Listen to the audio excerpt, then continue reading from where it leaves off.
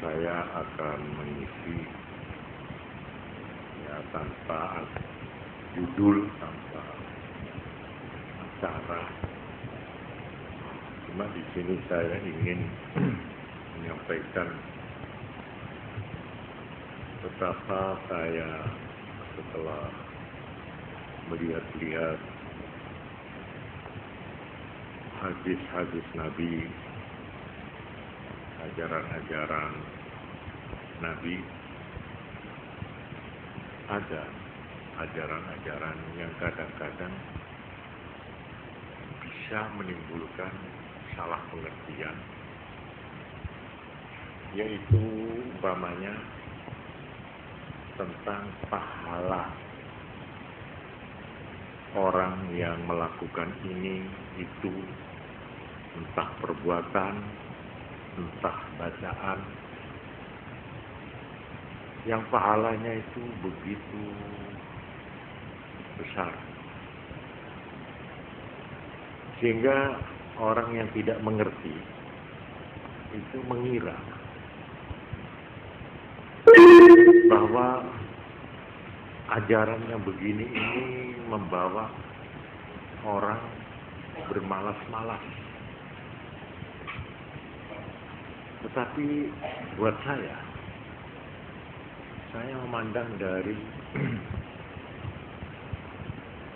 pandangan yang menyeluruh bahwa Islam itu memang merupakan kesatuan ajaran. Keping atau bagian-bagian itu tidak boleh terpisahkan dari totalitasnya, dari keseluruhannya. Ibarat gajah, saya cerita anak-anak, cerita SD. Gajah itu kalau kita lihat secara keseluruhan, kita baru mengerti bentuknya yang sebenarnya, yang terdiri dari macam-macam bagian yang kadang-kadang seperti bertentangan. Seperti di dalam cerita anak-anak dikatakan orang buta, pengalaman orang buta meraba-raba seekor gajah, kena kelalinya. Kelalinya itu apa? Belalai. Nah itu dia ngotot bahwa yang namanya gajah itu lemes seperti karet. Dikandani tak belum, tetap ngengkel bahwa gajah itu adalah karet itu. Karena kebetulan pegang kelali. Tapi ada orang buta lain yang kebetulan pegang gadingnya, siumnya, gadingnya. Dia ngotot dari sopong, mengaku butek, no. Lalu watos, hasil ngotot. Nah ini berlawanan. Yang satu bilang lemes, Islam itu murah, Islam itu gampangan. Dari sopong, ini haram, ini tidak oleh, ini. Nah itu kebetulan dia pegang siumnya itu. Iya betul. Ada yang bilang Islam itu, Islam gampang. Pokoknya sambil lalu saja lah. Ya ini sama dengan orang kebetulan dia menganggap menangkap itu, ekornya itu kecil. Dikira gajah itu cuma sedikit. Apa Islamnya kok melanggar? Ya orang-orang itu, hasil pandangannya itu meremehkan. Tapi sebaliknya orang yang begitu getol agama Islam, dia ambil seperti orang meraba perutnya gajah. Wis gak sanggup kaya kono. Wis berdiri bang, beduk. Sebab dia kebetulan pegang perutnya. Jadi artinya kalau kita melihat Islam itu dengan mata yang melek, baru kita tahu.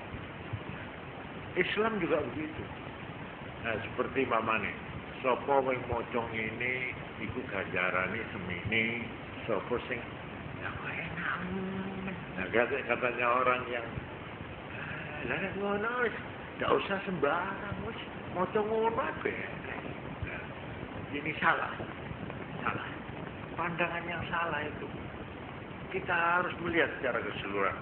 Coba kita mamanya orang atau manusia ini tidak sama. Malah saya menemukan kitab yang menerangkan orang di dalam beragama itu sedikitnya di sini digambarkan ada 6 fungsi, 6 jabatan, 6 pekerjaan. Yang satu al-abid, orang yang memang melulu beribadah. Wal mutajarridu lil ibadah alladzi la syughla lahu ghairuha aslan aw taraka al ibadah la jalasa babbalan. Orang yang melulu hanya beribadat, dia tidak punya kerja selainnya. Andai kata dia tidak beribadat, betul-betul dia nganggur. Kerja tidak, cukup pensiunnya atau kebunnya, ya. Alhasil dia itu umpama tidak beribadah, nganggur. Ada yang begini. Ada lagi yang kedua, orang alim, orang yang diperlukan oleh masyarakat ilmunya, entah di dalam memberikan fatwa atau memberikan pelajaran atau memberikan atau menulis karangan dan sebagainya. Nah, ini orang ini umpama menghabiskan waktunya untuk fungsinya mengembangkan ilmunya itu, sudah bayar 5 waktu dan rawatibnya, itu lebih baik daripada mengerjakan yang lain. Ini kedua. Tapi yang pertama tadi, kalau tidak ibadah nganggur, mulang ya boten, yang baik biasa, orang udah. Tapi tekun ibadah. Loh, orang ini apa dadak agama? Fashtighaluhu bitta'allum, bagi pelajar kesibukannya dia belajar afdalu, lebih baik min ishtighalihi bil azkar wan nawafil, lebih baik dia belajar daripada wiritan zikir dan mengerjakan yang sunat-sunat. Ini buat pelajar. Jadi waktu buat pelajar itu lebih baik digunakan untuk pelajarannya. Ya sudah tentu 5 waktu itu minim, itu tidak boleh ditawar kalau itu, ya. Itu minim sudah semua, ribut gak ribut, jabat besar apa kecil apa menengah, itu sama kalau itu, minimal itu. Lalu yang keempat, al-muhtarif alladhi yahtaju lil kasabi li'iyalih, orang yang bekerja untuk keluarganya, jadi rezeki. Ini yang banyak. Laisa lahu an yudayyi'al 'iyal, dia tidak boleh menyia-nyiakan keluarganya. Wa yastaghriqal awqat fil ibadah, lalu menghabiskan waktunya untuk ibadah. Tidak boleh. Dia harus kerja. Walaki yanbaghi alla yansa dzikrallahi fi sina'atihi biqalbihi. Cuma ya sekalipun begitu diharapkan sedikitnya dengan hatinya ia selalu ingat kepada Allah dimanapun dia bekerja itu. Jadi sambil bekerja jangan sama sekali melupakan Allah. Nah, terhadap orang ini di sini dikatakan Dia membaca tasbih, berzikir, dan dia kalau secara zikrul wafil baca Fatihah, minim. Dimanapun kita berada, ya, di kereta api, kerja di pasar atau di baca Fatihah, itu paling minim itu. Saya kira tidak berat kalau cuma baca Fatihah. Nah, buat orang ini dikatakan, maka tiap langkahnya, tiap gerak-geriknya, yang memang dia betul-betul bukan karena mencari kekayaan untuk sok atau untuk sombong-sombongan, untuk panas-panasan, jor-joran, tapi betul-betul untuk menghidupi keluarganya, orang tuanya atau anaknya yang belum bisa kerja. Tiap langkahnya itu sama nilainya dengan orang yang zikiran, orang yang pegang tasbih itu. Sama itu. Tiap langkahnya dihitung oleh malaikat. Dinilai sebagai ibadah kepada Allah. Asal niatnya baik ya. Kalau niat kerjanya itu niat ya kurang baik, tentu saja ya tidak termasuk. Kemudian yang kelima, al-wali, orang yang menjadi penguasa, orang yang jadi imam, orang yang menjadi hakim, orang yang menjadi pemimpin, yang dibutuhkan untuk kepentingan rakyat, untuk kepentingan umat, untuk kepentingan orang banyak, dengan tujuan ikhlas dan berbakti. Maka orang ini lebih baik dia itu sibuk dan menghabiskan waktunya untuk mengurusi kepentingan orang banyak. Ya sudah tentu sudah mengerjakan yang wajib-wajib. Cuma kalau bisa seperti yang dilakukan Sayyidina Umar Ibn Khattab pada waktu beliau jadi kepala negara, Amirul Mukminin, beliau itu tidak pernah mengenal jam kerja. Mulai pagi tidak ada jamnya, terus sampai sore. Nah, kalau sudah habis Isya, baru beliau tidak keluar-keluar. Beliau khusus melakukan wirid malam.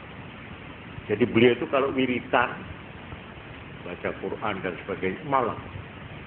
Sehingga kadang-kadang beliau itu tidak mengasuh. Memang kebetulan fisiknya itu kuat beliau. Jadi siang itu kerja non-stop, dan malam dia tidurnya itu larut. Sampai ada orang menegur Umar, Amirul Mukminin, ya apa? Ya ini maaf, saya ingin tanya.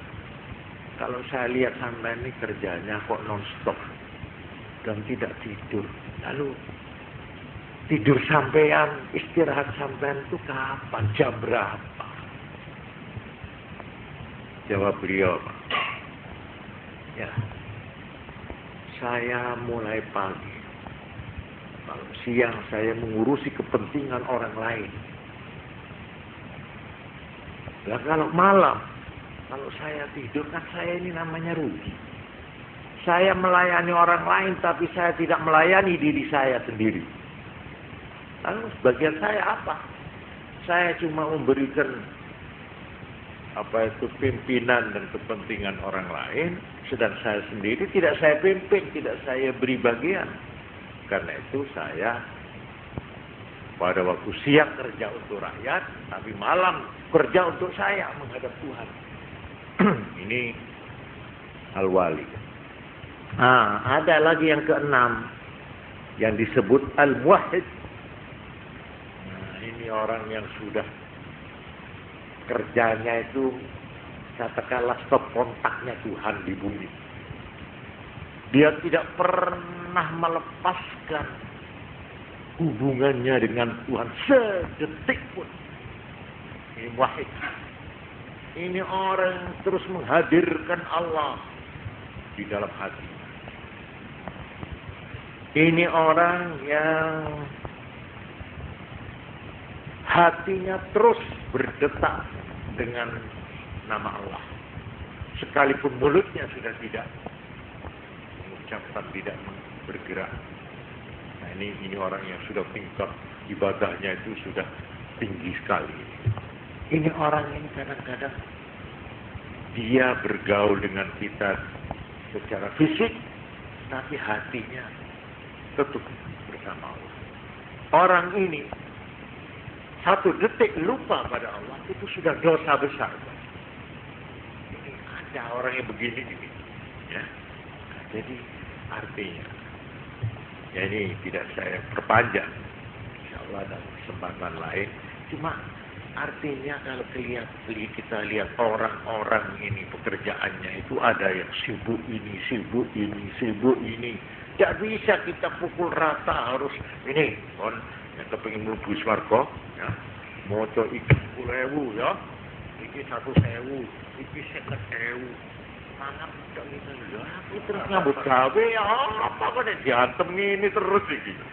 Aku iki masinis aku iki.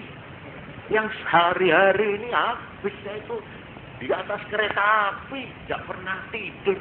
Kok wiritan 50.000 coba ya tumon. Nah, juga seperti dokter. Apa lalu dia dokter pasiennya sampai numpuk akeh wiritan. Ya Allah ini bukan pada tempatnya itu. Tidak boleh itu menurut agama, tidak boleh. Tidak boleh. Dokter lebih baik melayani pasien. Itu sama dengan wirid. Itu diberi pahala asal niatnya untuk beri kemanusiaan dan karena Allah. Itu ibadah itu. Sama dengan kiai yang tekun, wiritan, tasbih. Sama. Ojo meri. Podo mawon itu. Nah inilah ya, asal tujuannya memang baik. Ya toh? Nah sekarang dilihat dari sudut inilah. Maka kita melihat kadang-kadang Nabi bersabda. Nah ini contohnya ya. Saya memang kebetulan saya buka-buka himpunan kitab hadis yang namanya Al-Jami'us Shaghir. Ini dengan penjelasannya sekali yang namanya As-Sirajul Munir Syarhul Jami'us Shaghir. Ini hadis, isinya hadis-hadis toh. Kalau diatur abjad hadis yang mulai A, hadis yang mulai B. Nah ini saya kebetulan hadis yang dimulai huruf F.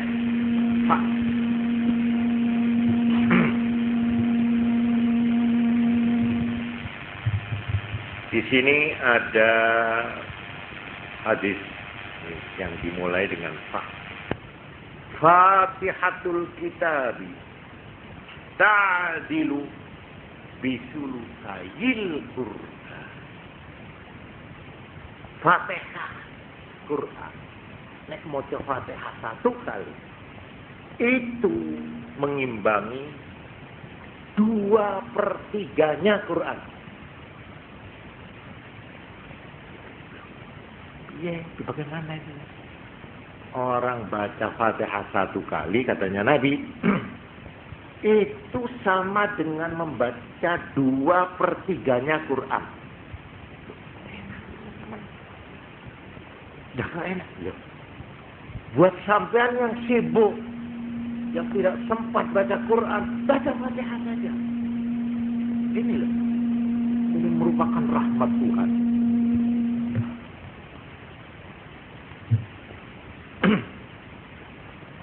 Ini hadis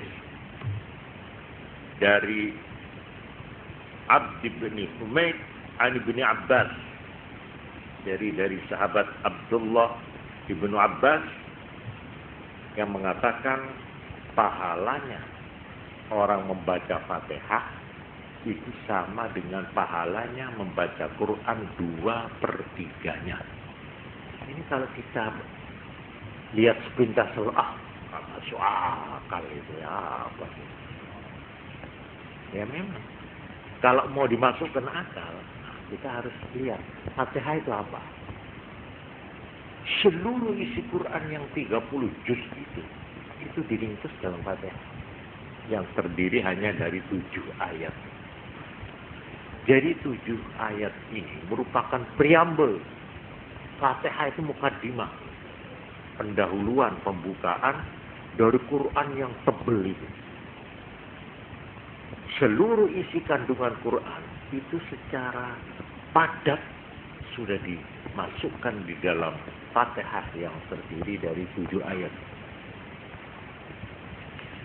Memang ada salah satu segi yang perlu diperhatikan, ya, bahwa Quran itu termasuk mukjizat, artinya sesuatu yang istimewa, ya, yang membuat orang tidak mampu mengimbanginya. Quran itu disebut mukjizat. Mukjizat itu artinya mengalahkan, melemahkan pikiran, akal. Quran itu merupakan tantangan. Siapa yang tidak percaya bahwa Quran ini dari Tuhan, ayo coba bikinlah seperti Quran ini. Nah, ini segi mukjizatnya Quran itu ada 3. Satu dari segi bahasanya, ya, bahasanya.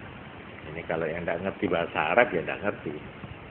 Dari segi bahasa, keindahan bahasanya. Kedua,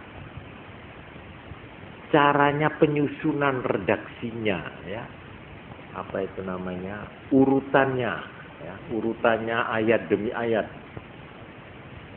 Nomor 3, padatnya isi. Isinya begitu padat, hampir tidak ada sesuatu yang tidak dimuat di dalam Quran yang ada kepentingannya dengan manusia. Oleh karena itu Quran tidak pernah habis-habis digali orang. Ibarat sumber tidak pernah kering Quran. Mulai sejak zaman Nabi sampai sekarang tetap digali, diselidiki dan tidak pernah kering. Nah, ini mukjizat. Ada lagi mukjizat, yaitu segi spiritualnya, segi kerohaniannya Quran. Dia mempunyai khasiat, punya pengaruh-pengaruh. Ya kalau cara Jawa itu punya khasiat lan malati. Malati apa malati?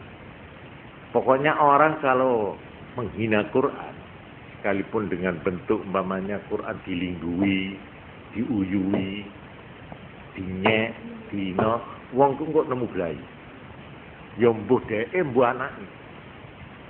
Mbuh apa ini satu kepercayaan. Ya.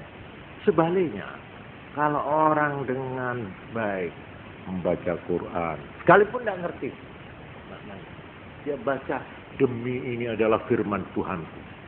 Katakanlah surat dari Tuhan. Saya ingin ikut membacanya.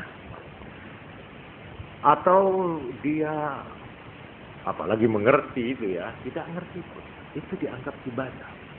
Segi-segi yang positif dari baca Quran itu ada. Ini di sini mukjizatnya. Kalau tidak, ya sama dengan yang lain, tidak ada apa-apa, tidak ada artinya apa-apa Quran itu. Kalau tidak ada segi-segi mukjizatnya. Ini pernah ditantang, ya. Orang Arab yang sudah tinggi kesusastraannya itu, suruh bikin satu surat saja.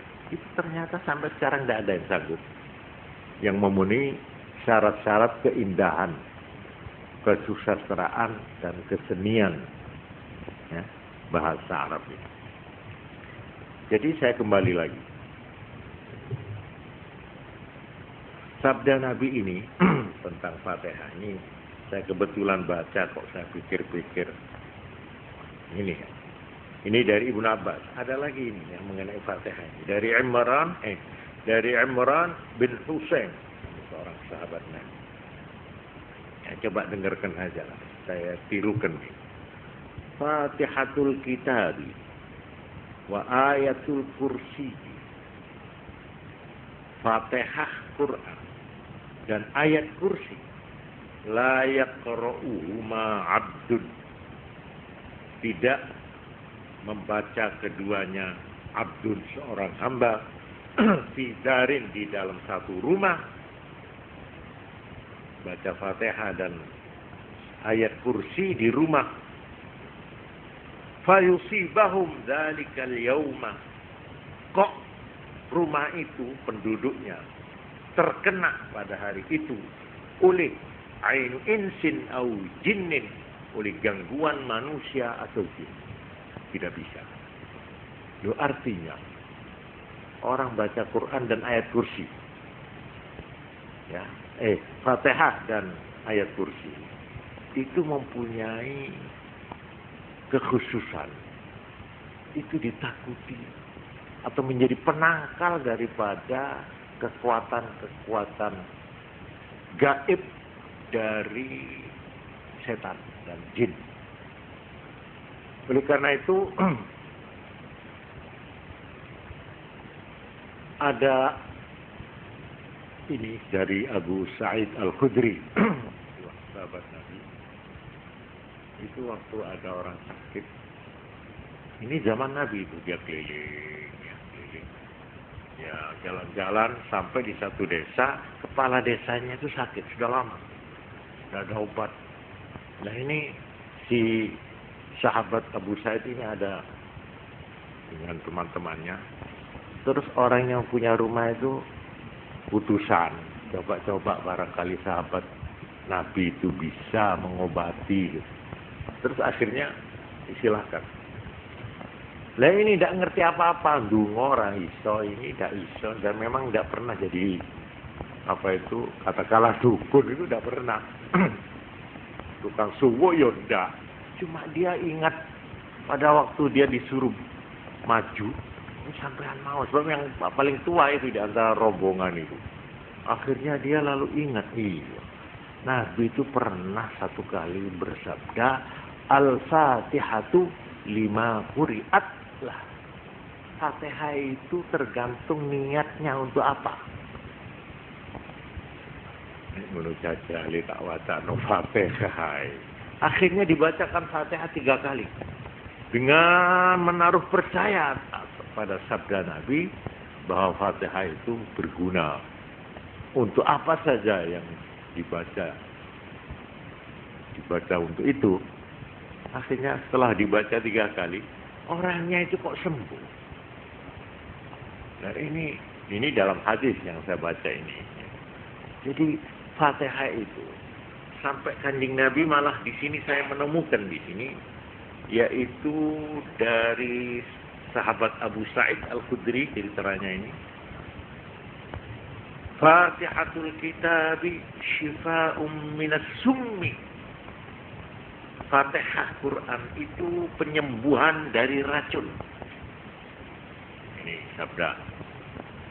Ada lagi Fatihatul kitabi syifa'um min kulli da'. Fatihah Quran itu penyembuhan dari segala macam penyakit, baik penyakit hati, yaitu hati kaku, hati cenderung kejahatan dan sebagainya, maupun penyakit secara zahir. Hal-hal yang begini ini memang kadang-kadang sukar dicernakan oleh kita yang sudah berpikir secara ilmiah atau secara wissenschaftlichnya, secara ilmu pengetahuan. Tetapi hadis semacam ini banyak. Seperti pernah Sayyidina Ali karramallahu wajhah pada waktu melakukan hijrah, itu jalan kaki dari Mekah ke Madinah. Setelah sampai di Madinah, kakinya itu bengkak dan pecah-pecah. Sehingga pada waktu salat jamaah di masjid, beliau tidak hadir. Ditanya oleh Nabi, mana Ali? Anu sakit, kakinya bengkak. Oh iya. Terus Kanjeng Nabi turun pergi. Setelah sampai dilihat, apa Ali? Ini kaki saya. Nabi habis jalan. Dalam hadis itu disebutkan, terus dipegang kakinya itu. Nabi terus entah baca apa yang dibaca, terus disebul tangannya. Terus jebres. Loh, ini hadis yang semacam ini banyak, tunggal. Tapi ini bukan propaganda untuk menyaingi dokter, bukan. Bukan. Tapi ada satu hal-hal yang petunjuk agama itu, apabila kita amalkan dengan penuh kepercayaan, itu memang kita kenyataannya itu memang terasa. Dan ini sudah berlaku lama ini. Apa ini bisa disebut pengobatan tradisional apa bagaimana, tidak ngerti saya itu. Tapi ini sudah berlaku lama ini. Orang yang kejinen, coba serahkan dokter, barangkali dokter angkat bahu, angkat tangan, bisa. Kalau mau kejinen, kesurupan, paling ini apa ini urat syaraf, begitu nanti lain memang. Padahal ada itu penyakit yang ditimbulkan oleh gangguan-gangguan itu. Oh, ini dibuktikan dengan ilmiah sukar, ya. Tapi kalau sampean lihat kejadian-kejadian di kampung-kampung, itu memang tidak bisa dibantah itu. Ada itu kenyataan orang yang kesurupan, yang diganggu, macam-macam bayangan dan sebagainya. Mimpi-mimpi yang buruk dan sebagainya. Dan saya kembali lagi kepada Fatihah yang mempunyai pahala demikian itu. Di sini ada lagi Fatihatul Kitab tujzi ma la yujzi syai'un minal Qur'an. Fatihah Quran itu, pembukaan Quran, mencukupi apa yang tidak dicukupi oleh sedikit pun dari yang lain dari Quran. Oleh karena itu, menurut Imam Syafi'i, orang sembahyang itu kalau tidak baca Fatihah, ya, itu tidak sah, tidak mencukupi. Sekalipun dia menghabiskan Quran 30 juz, tapi Fatihahnya tidak dibaca, tidak cukup. Tapi sebaliknya, kalau orang itu sembahyang baca Fatihah, tidak usah baca Quran yang lain, cukup. Ini memang menurut Imam Syafi'i begitu, ya. Imam Syafi'i wajib. Memang ada yang mengatakan tidak wajib, yaitu Imam Maliki dan Imam Hambali. Baca Fatihah dalam sembahyang itu sunnah. Tapi Imam Syafi'i wajib. Karena ada sabda Nabi yang menurut beliau hadis ini kuat sekali, yaitu apa? La salata liman lam yaqra'ul Fatihah, atau mana? Tidak ada salat bagi orang yang tidak membaca Fatihah, jadi wajib. Tapi katanya Imam Maliki, oh bukan begitu artinya itu. Bagaimana? Tidak sempurna salat seseorang kalau tidak baca. Jadi tidak sempurna aja. Jadi itu sunat. Ya itu soal penilaian atau penafsiran ahli-ahli hukum agama. Baiklah, jadi saya di sini saya bermaksud untuk menilai, ya, bagi kita yang tidak sempat baca Quran, tidak sempat melakukan ini ada itu banyak itu. Siapa yang mengerjakan begini itu sama dengan begini itu. Mamanya ini ya. Ada sabda, siapa yang sembahyang maghrib kemudian dia tidak omong dan tidak ngentut, nun sewu, tidak batal, sampai sambung isya, itu pahalanya bukan main. Ibaratnya orang topo setahun masih tinggi itu nilainya. Itulah bertapa menurut Islam itu, yaitu topo. Itu tidak perlu ke gua-gua atau ke gunung, puncak gunung. Enggak. Satu, ini antara maghrib dan isya sambungin. Ojo diseling omong, ojo disela-selani omong sing liyo-liyo. Nah, kalau baca Quran boleh atau zikir boleh. Itu satu. Dua, nek bar salat subuh ojo omong, ojo batal nganti terbit matahari. itu juga nilainya tinggi sekali. Ya, ini saya hanya sekedar contoh. Topo lagi yang menurut Islam, yaitu yang namanya i'tikaf. Orang yang berdiam di masjid, sekalipun hanya sebentar, dengan niat i'tikaf. I'tikaf itu ibadah. Baik buat wanita juga bisa. Jadi kalau kita ingin mengheningkan hati, pikiran, atau mengheningkan cipta, itu caranya masuk ke masjid dengan niat i'tikaf. Jadi waktu masuk ke masjid itu saya niat i'tikaf. Diam aja sudah, tidak usah sembahyang, tidak usah baca-baca, diam duduk. Itu sudah diberi pahala seperti bertapa itu sudah. Ya. Itu namanya i'tikaf. Tapi biasanya kita kalau i'tikaf itu hanya bulan Ramadan ya, tanggal selikur. Tapi sebenarnya tidak, kapan saja. Dan i'tikaf itu tidak perlu berjam-jam, tidak. Jadi umpamanya kita waktu Jumat itu ya, kita masuk masjid, niat i'tikaf. Jadi selama kita berada di masjid itu namanya sudah melakukan i'tikaf.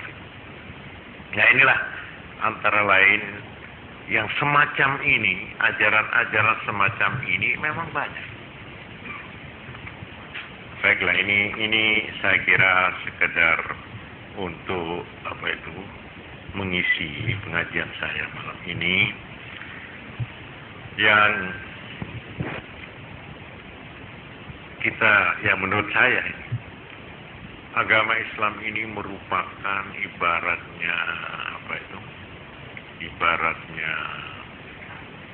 lapangan ya, lapangan yang sangat luas sekali, alun-alun yang lebar sekali. Semua orang dengan segala macam jabatan atau pekerjaannya, dengan segala macam tingkat berpikirnya, mulai dodol tape sampai profesor, mulai sing dodol jangan sampai sarjana-sarjana, semua mendapat bagian yang sama dari agama. Seperti ada orang berkata, wong sembahyang ku gak perlu. Lho kok gak perlu? Lho kon maca ora ngerti maknane ngono. Apa perlu nih salatnya orang ngerti sing diwaca? Oh, jadi orang sembahyang itu kalau gak ngerti gak berguna, Pak. Gak berguna. Aduh, kalau begitu bagaimana saya ini? Saya ini anak tani, saya ini orang bodoh. Saya ini orang yang katakanlah cuma saya tidak ngerti cara Arab saya ini. Kalau bahasa Inggris bisa, bahasa Jerman bisa, bahasa Arab saya memang tidak belajar. Apakah saya kalau sembahyang lalu percuma? Tidak sah. Oh, jadi Islam itu hanya untuk orang Arab kaya. Ada yang ngerti Arab, ya. Kalau saya baca tidak ngerti lalu tidak dapat apa-apa. Loh, memang orang baca Quran itu apa gunanya kalau tidak ngerti? Ada lagi yang berkata, apa gunanya kita itu membaca Quran? Ngerti, tapi tidak dikerjakan. Percuma. Jadi lebih baik tidak usah apa-apa. Tidak usah baca, tidak usah ngerti, ya tidak usah menjalankan. Lah ya apa? Main dadua, coba ini bagaimana ini nalari ini apa? Cobalah saya minta tanya, seperti wong sing dodol dawet niku amrih oleh ganjaran, mendapat nilai, menjadi hamba yang disayang oleh Tuhan, itu caranya bagaimana? Apa harus belajar dulu dia 7 tahun supaya dia bisa menguasai bahasa Arab? Sudahlah, jangan tanya orang, diri kita sendiri ini ajalah. Nah, karena itu satu keadilan, satu rahmat Tuhan, bahwa semua manusia dari segala macam tingkatnya, mulai sejak abad 7, di mana belum mengenal kemajuan apa-apa waktu itu, belum ada sekolah, belum ada kemajuan teknik, belum ada di zaman Nabi itu, zaman onta. Itu Islam sudah diamalkan. Apakah nilai mereka yang mengamalkan di zaman Nabi dan nilai kita yang mengamalkan di abad 20 ini apa beda? Apa lebih bagus kita? Sebab kita ini kan sudah, agama ini adalah pedoman hidup untuk semua orang, mulai profesor sampai ke berjalan, orang yang paling pinter sampai orang buta huruf harus mendapat bimbingan dalam kehidupannya di bidangnya masing-masing. Nah, untuk konsumsi inilah maka ajaran Islam ini seperti gajah tadi. Ada yang seperti daun tapi telinganya itu seperti daun. Iya kan? Ada yang luas, ya gampang. Nah itu telaline atau butute. Iya kan? Tapi ada yang keras tidak boleh ditawar seperti siungnya. Ada yang nek kon arep ngentekno agama, entekno wis sing khusuk, sing mempeng, sing sregep, sing tekun, mesti kon sing kalah. Dudu agamane sing kalah. Padha karo kon arep mikul wetenge gajah. Ayo entekno. Gak bisa. Kamu akan menghabiskan agama, mau kok ijennya agama. Supaya kamu jadi orang yang paling agamis, umpamanya. Ya. Sama dengan orang akan menghabiskan banyune segoro. Ayo, cidu entekno. Saking tamake, saking oleh kepingin ngijeni, oleh nimbo, oleh ngangsu, tapi ya sing diangsu kok segoro, ya. Ya, tiwas kesel mati dia itu. Begitu juga agama. Jadi agama itu memberi kesempatan. Karena itu la yukallifullahu nafsan illa wus'aha. Tuhan tidak akan memberi tugas, memberi beban kecuali terhadap seseorang kecuali menurut maksimal orang itu. Maksimal sampean dan saya dan dia dan mereka dan itu tidak sama. Saya yang sibuk, saya ini memegang nasib ini Pak, yayasan saya ini. Yayasan anak yatim piatu yang harus saya pimpin ini.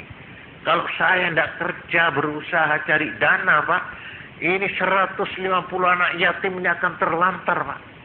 Loh, ini pekerjaan yang saya ini dinilai agama betul-betul itu merupakan pekerjaan yang dianjurkan agama.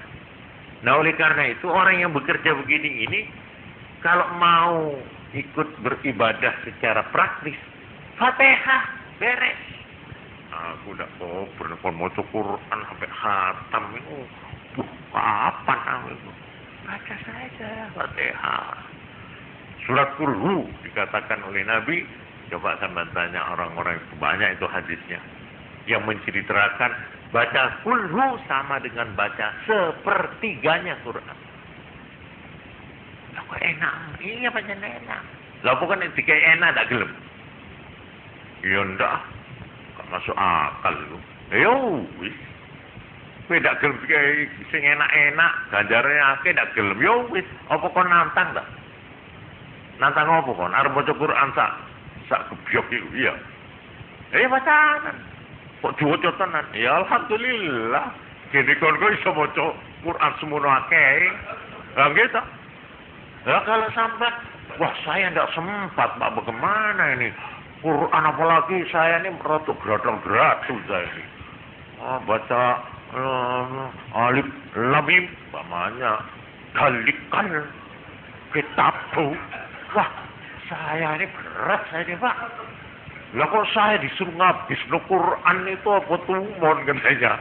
Saya lebih baik suruh ke sudah suruh pikul apa berapa kintal itu daripada suruh baca.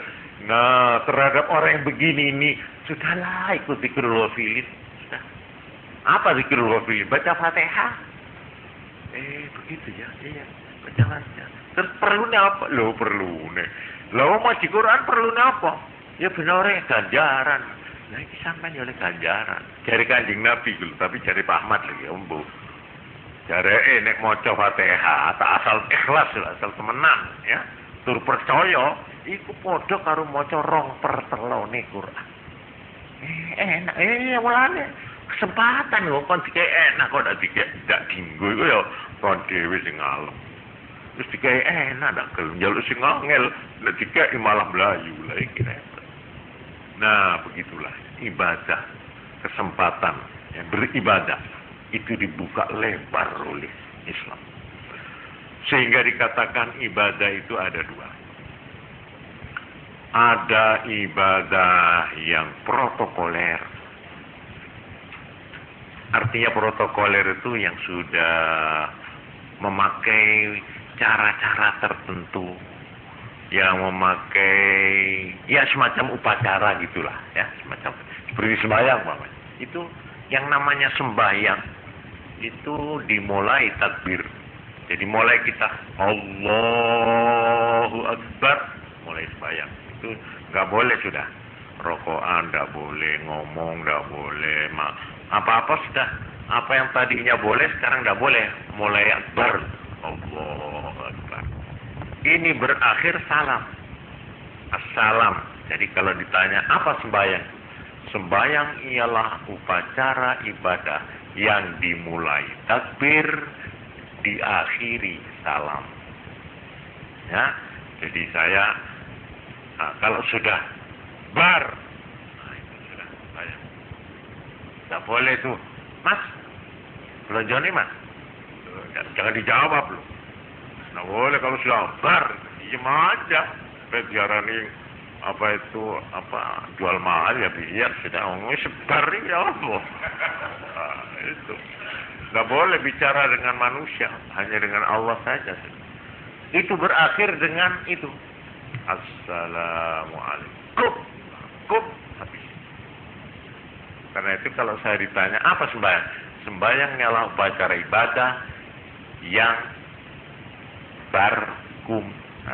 Barkum. Itu. Itu sembahyang itu barkum. Jadi kalau kita sudah Allahu Akbar, sayang. Engko nek assalamualaikum. Nah, habis. Jadi umpama nun sewu kok ngentut gak apa-apa. Asal-asakum loh. Assalamualaikum. Gak apa-apa. Sah sudah itu. Jadi umpama kebelet loh ini ya. Umpama nun sewu nih.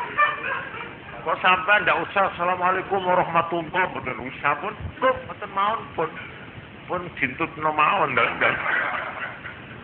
Jadi niku salat. Nah, ini namanya ibadat yang saya sebut protokoler ya, yang bersifat upacara yang ndak boleh dirubah-rubah.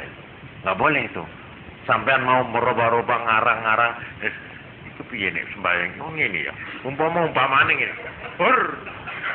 Umpamane jowai. Kalau takbir itu ini seperti Hitler. Nggak boleh itu, nggak boleh. Ya harus itu upacara, nggak boleh ditawar-tawar. Seperti haji itu ya, pakaiannya begitu. Nanti kalau di sana tawaf, nggak boleh dirubah-rubah itu. Ya sudah ikuti apa adanya. Seperti zakat. Zakat itu diambil dari ini. Pengeluaran sudah ditentukan untuk ini. Di luar itu biarpun penting, nggak boleh. Quran sudah mengatakan zakat itu untuk ini harus persis. Nah, itu namanya ibadat yang resmi protokoler. Lalu ada lagi ibadat yang tidak begitu. Nah, yaitu perbuatan apa saja asal niatnya dalam rangka pengabdian kepada Tuhan. Nah, ibadat. Apakah sampean dodol jangan, dodol dawet, ya? Apa sampean bertani, apa sampean sudahlah mengerjakan pekerjaan apa sampai Kanjeng Nabi mengatakan, kok begitu? Kamu jalan, ada batu di tengah jalan, ada duri, ada tulang, ada apa, terus kamu sepak, kamu pinggirkan. Itu adalah iman yang paling rendah, minimal. Yang paling tinggi adalah la ilaha illallah yang paling rendah yaitu menghilangkan gangguan jalanan. Jadi kita itu umpamanya ana watu di embong, wah lagi engko nek wong tersandung mesakne rek. Terus di pinggir ibadah itu ibadah. Sampai Kanjeng Nabi mengatakan, kalau bisa kamu berbuatlah sesuatu. Apa? Ya apa tak apa, kata Nabi. Nah ya kalau mau sedekah ini, saya ini orang melarat Nabi, tidak punya apa-apa saya ini. Untuk menyerahkan uang apa bantuan, tidak punya apa-apa. Kalau kamu tidak punya apa-apa, paling sedikit kamu menampakkan wajah yang cerah. Kalau ketemu temanmu, kamu sing sumeh, itu sudah sedekah. Jadi kamu udah punya cap bentul, udah punya, ya, uang udah punya, ya, pokoknya memberi fasilitas kepada orang tidak bisa. Saya tidak punya wewenang saya itu, pamannya. Gampang. Kalau ingin dapat bagian dari agama, sudah ketemu, guyang-guyung. Sing sumeh, ya. Sekalipun utangmu akeh umpamane. Sing sumeh, ya. Memang makruh, ya, makruh, kurang baik. Kesusahan diri diperlihatkan kepada orang sudah baik menurut agama. Padahal ini justru yang biasa. Nek wis rugi kabeh wong diomongi. Tapi nek untung ndak omong-omong. Meneng ya ini. Sebaliknya, kalau kita itu dapat kegembiraan, wa amma bi ni'mati rabbika fahaddits. Kalau kamu mendapat nikmat, nyatakan itu, ceritakan, alhamdulillah, aku punya anak. Aduh. Sama di putra. Itu sampai sudah dapat pahala. Kita sudah pahala itu ibadat itu. Ibadat. Jadi begitu luasnya Islam dalam arti mendorong, ya, mendorong. Yang bentuk bacanya seperti tadi ini. Sampai ndak iso gradal-gradul, ya wis toh, mosok latihan maca Fatihah umpamane ndak iso seminggu ngono umpamane. Wis Fatihah dublek wis ojo maca liyane wis. Sampai lancar. Wis iku wis cukup iku wis. Umpamane lho, iya lho. Ini betul saya ndak guyon ini. Inilah maknanya, ya. Maknanya begini ini. Jangan dianggap, wah ini mengajari orang males ini. Mocong ini jadi ganjaran ini semua ini. Lah nyambut gawe iki kok. Salah tangkap sampean keliru. Lalu sampean ndak ikut kimbamane sampean orang yang kaya, yang mampu, yang ahli, ndak membantu ini, dijalui tolong, umpamanya dokter ya, tidak bekerja, ndak menjalankan fungsinya, cuma dia ngalor ngidul, cuma guyu sumeh. Ini kok. Ya sinting iku jenenge. Lho terusé sampean mau yang niku nek sumeh jarene ngibadah. Nah itu kan keliru namanya itu. Oh dia harus kerja dong. Begitu juga orang yang sudah bisa baca Quran ya. Terus dia tidak mau baca Quran, tidak ini, tidak itu, cuma baca Fatihah. Ya keliru deh. Lu sampai nih semua baca Quran, Yasin, malu Jum'ah. Nek Jum'ah, ono dawuh Kanjeng Nabi ku.